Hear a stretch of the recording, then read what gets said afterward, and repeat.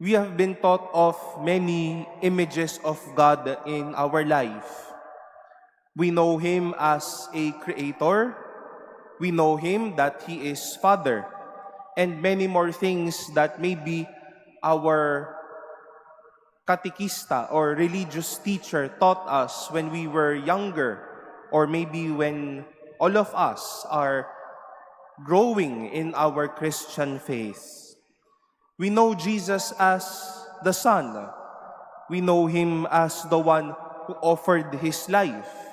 And once more, for the many things that were formed inside our heads and our hearts, sino ba itong Diyos Ama at itong Diyos Anak na ito? But when we talk about the last things in our life, we mean death, judgment, heaven, or hell.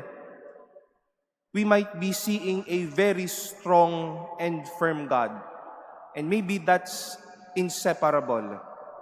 A God who is there to judge, to command, and shall we say, a very big guy who will run the command during that time. You know, my dear brothers and sisters, while it is true that our God shall appear as judge, we shall not fear once more to recognize Him as our loving Savior always. Manunubo siya at hindi mananakot. He warned His disciples and those whom He is speaking, His people, about those who can imitate Him by saying, I am He, ako iyon, at ang oras ay narariyan na. At least for twice, we have heard these consoling words, do not follow them, do not be terrified.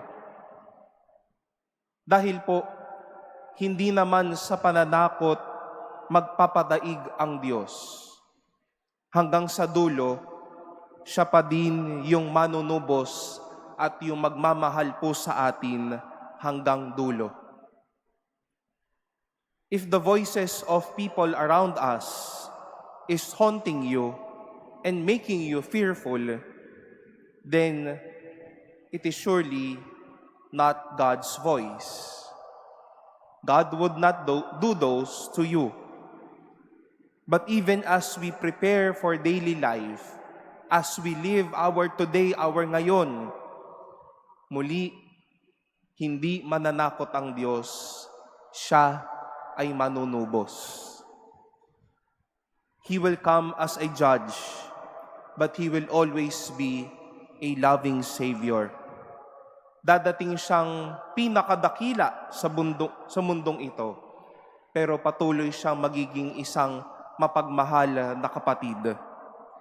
He will come as the greatest of all, but He will be with us until the end as our merciful Lord.